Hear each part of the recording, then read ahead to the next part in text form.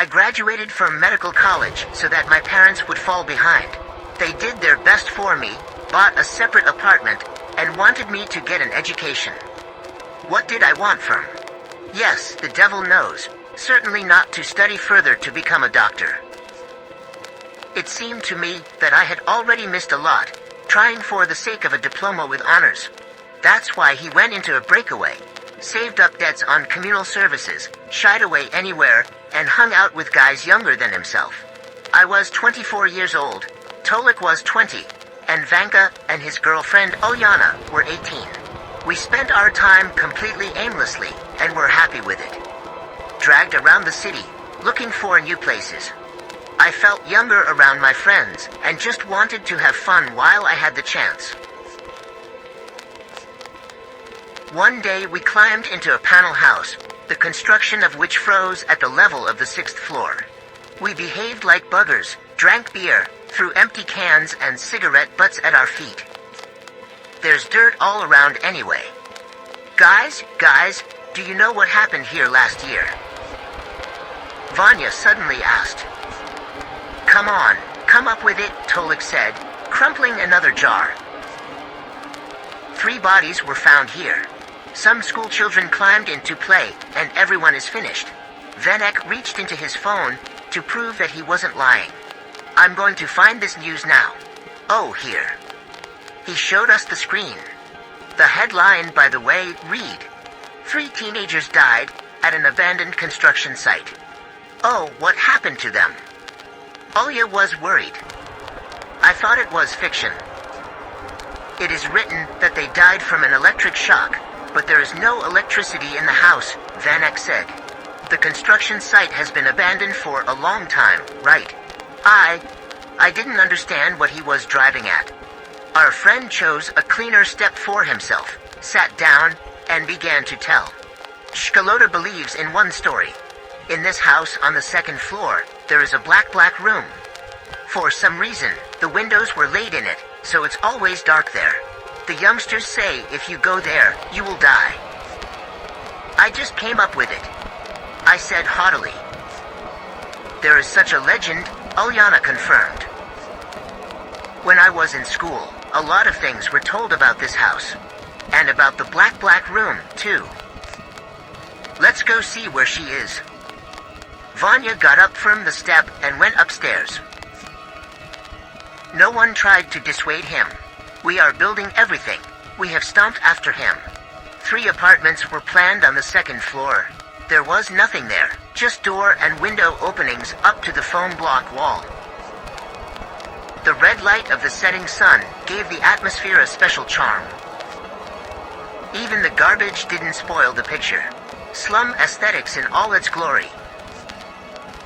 We walked through these labyrinths on fun, brushed the walls with our shoulders, spilled beer, and laughed at every word.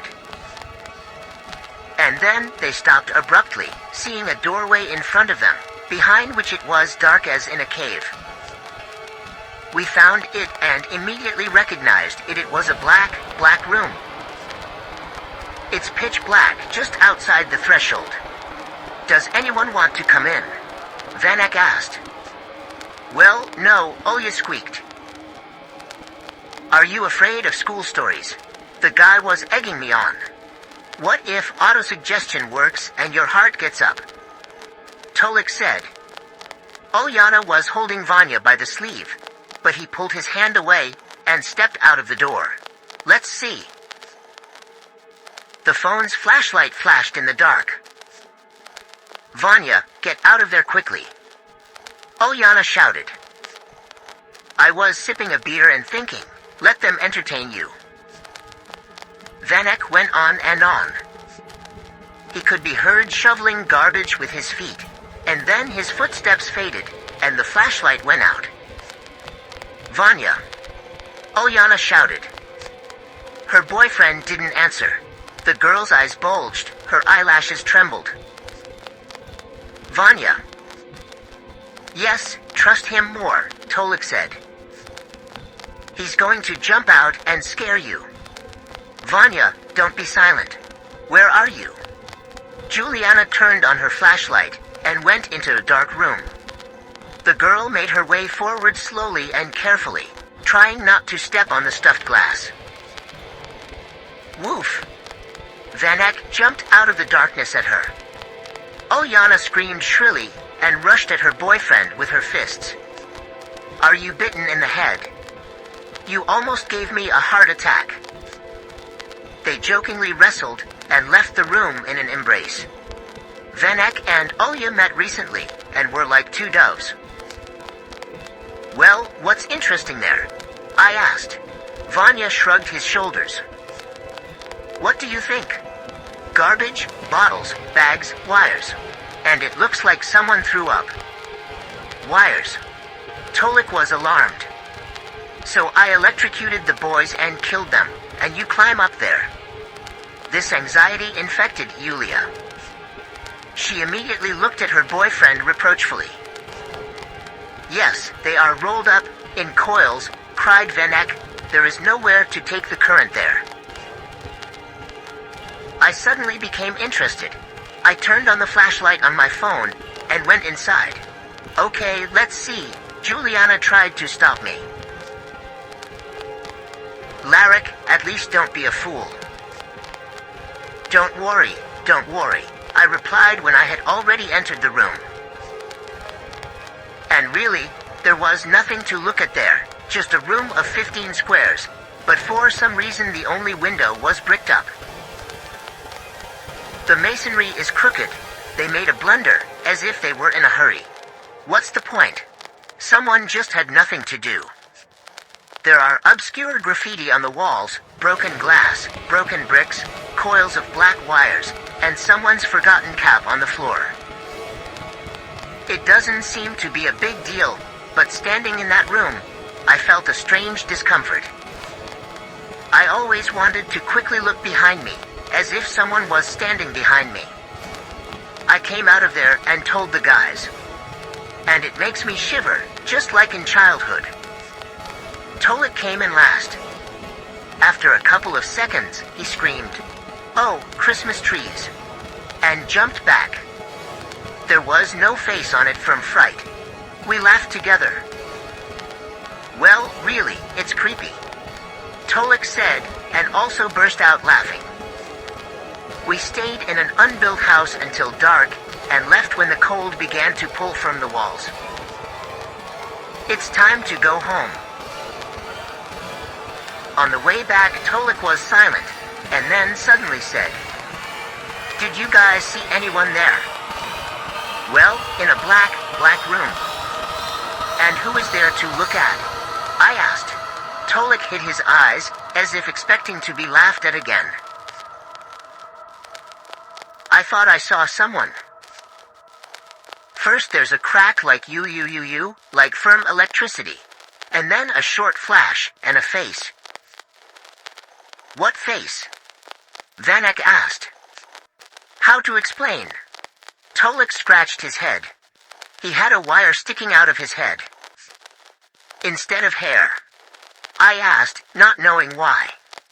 It is clear that there was no one there, only 4 walls, and a sealed window. No, not instead of hair. He has some plugs screwed right into his head, and bare wires are wound around, and sparks are walking on them.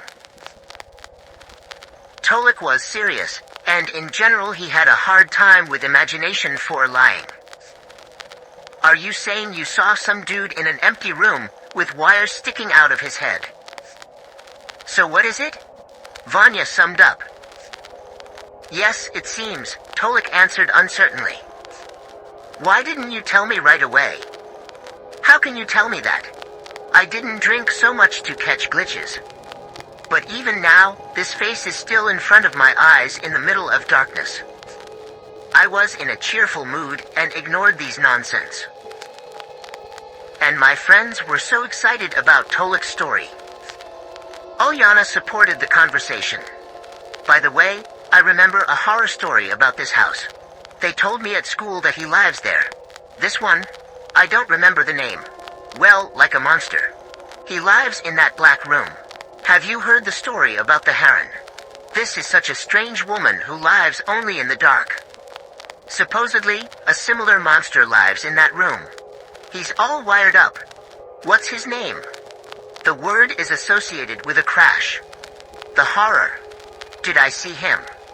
Tolik was scared.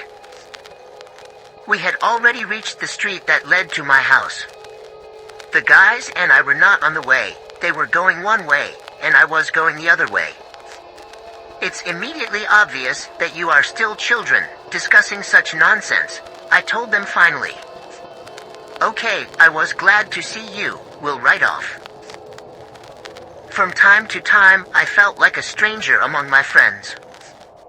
Sometimes the traits of my parents showed up in me, and I wanted to tell the guys that it was time to get smart.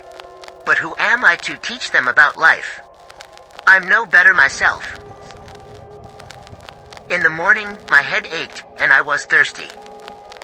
I got up and was about to head to the refrigerator, where the cherished half a bottle of cola was waiting for me. But suddenly a melody started playing on the phone. It was Vanek. It immediately seemed strange to me, since he never called, but only wrote. I picked up the phone, thinking it was urgent, and my friend started talking some nonsense. Larek, hi. Do you remember Tolik talking about a certain muzzle in the dark yesterday? I was already hurrying to the refrigerator. It seemed to me that I also saw something like that at night, Vanek said. Where? I asked without interest. I already had a cold, misted-up bottle of Coke in my hand. At home, Vanek said, he heard a crash at night, and woke up, and some kind of face flashed above me in the dark. Listen, you go with your faces. Calling me with this shit. I was angry, realizing that I would not open the bottle with one hand, and I wanted to hang up as soon as possible. I'm telling you seriously, my friend convinced me. I saw him. Discuss it with Tolik, I replied with irritation. He doesn't answer. He wanted to talk to you, Vanya whined. I dropped the call, and immediately forgot what we were talking about. I didn't even delve into it. I thought the hangover would pass, and he would be ashamed that he bothered me about such nonsense. But it was me who should have repented that I didn't take my friend's words seriously. Tolik didn't answer the phone because he was already dead. I was familiar with his relatives, so they were the last to know about what had happened. The guy was found at night in the entrance. He was lying on the landing between the floors. The air was saturated with the smell of burnt meat, and a gray cloud hung over the body, like cigarette smoke.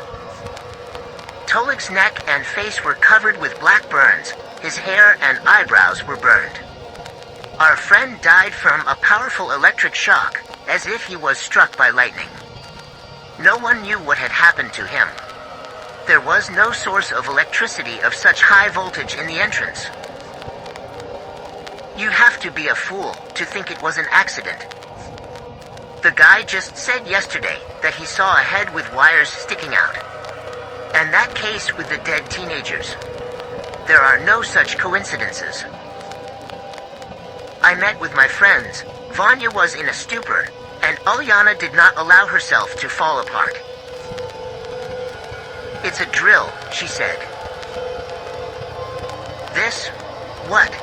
I didn't understand. Who? I told you yesterday. I remembered his name. Dreget. A monster that lives in a black room. Some kind of kindergarten. I had the same reaction to talking about monsters. Kindergarten? Vanek exploded. Tolik was fried, and I also saw it at home. Guys, I'm scared, Ulya said. Don't be afraid, we'll manage, I replied simply because someone had to take on the role of leader. But my own hamstrings were shaking. In fact, I wanted to be alone, and figure out what to believe, and what not to believe. We wandered around the city with Vanya and Beehive for a while and dispersed. I returned home, and spent the day thinking about what had happened. In the evening the bell rang. It was Vanya again. "Larek, listen," he said, choking with excitement. "Don't turn off the light." The bullet was right. He only appears in the dark. "Vanek, are you all right there?" I asked. "Olya saw him too," my friend said, his teeth chattering. "At home. Don't turn off the lights, okay?" "All right," I promised.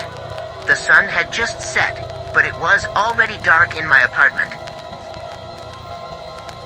I lit the lamp in the room and decided that it would not be superfluous to turn on the kitchen as well. There I have a small window and heavy curtains. You can't see anything. I stood in the darkness, holding on to the switch button, as if waiting for something. And waited. There was a powerful electric crackling in the darkness. At the same time, a blue glow hit my eyes, and a semblance of a human face appeared in the middle of the kitchen. It looked like a plaster cast, completely white, a nose without nostrils, a void in the round eye sockets, a motionless mouth, and a head entangled with a rigid wire. These ominous sparks walked along it. I tensed with horror and pressed the switch button. The light came on and the kitchen was empty. I turned my head around, not understanding where this monster had gone.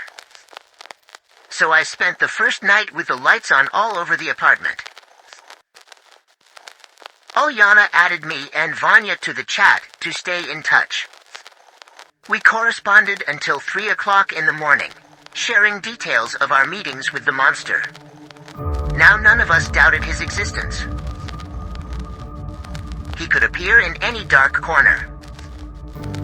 Therefore, the light became our salvation from the curse that we picked up in a black room.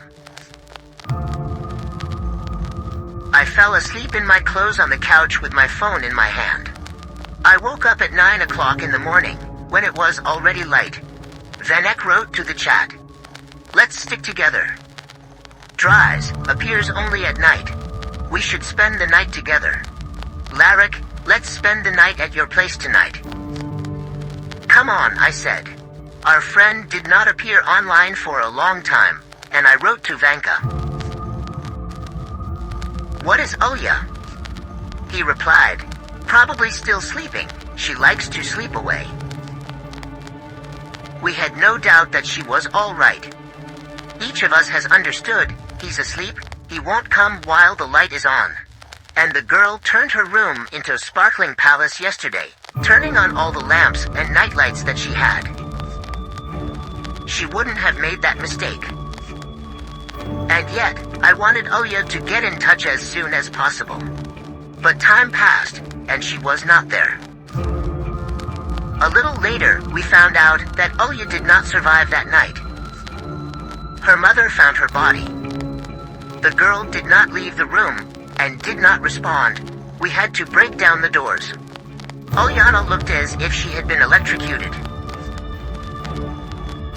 The skin was charred. There was almost nothing left of the red hair. The clothes were burned in places and stuck to the body. I could only guess what had happened. And I assumed that I overdid it with my lamps. The wiring failed, there was a short circuit. And when the light went out, Dreget broke out of the darkness and killed her. I came to Vanka's house, he was crying so hard. "I don't even know what to say, this is some kind of hell," I said. Vanek answered something unintelligible. It was terrible for me myself, but first of all, it was worth supporting a friend. Olya was his girlfriend. "Hold on, brother, we have to get through this." "I'm going there," Vanya said, wiping away tears. "Where to?" "Into a black room." "What?" I thought he was crazy. "We made him angry, and now he's killing us," my friend said. "I'm going to ask him to stop. We understand everything, let him stop. I took him by the face, pulled him to me, and looked into his eyes. Vanek, this is evil itself. This is a demon. Do you want to negotiate with him? He'll kill you. Do you want him to kill you? My friend shook his head, and I continued. Then listen to me. Tonight we spend the night together. Turn on the lights all over the apartment, and try to live until morning. And then we'll think about what to do. Got it? Vanya nodded. Got it? He didn't understand a damn thing.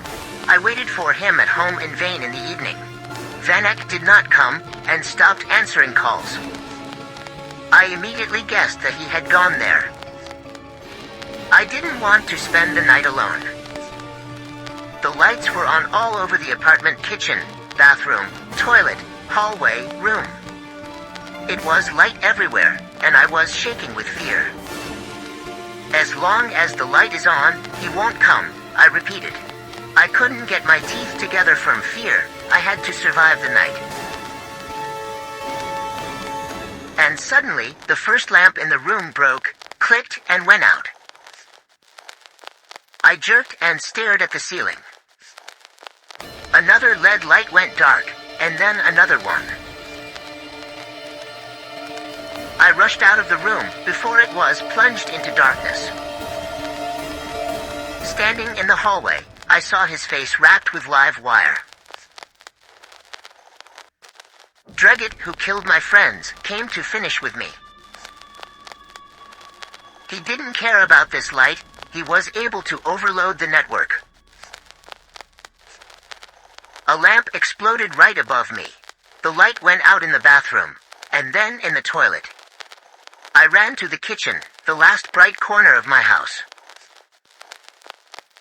A mug with protruding wires floated down the dark corridor. The kitchen chandelier flickered, and the light went out. A white head in black wires was nearby. Blue sparks burned the skin. My heart ached, as if something had pulled it down. It became difficult to breathe. It seemed that I was already dying, but an accident saved me. In a panic, I grabbed the refrigerator door and opened it. A sharp light hit the monster in the face, and it instantly disappeared. Exhausted from nervous tension, I fainted and came to myself only at dawn.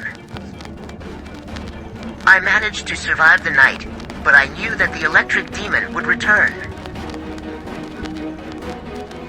Vanka was found in an undeveloped house. He died, like all my friends, from a powerful electric shock.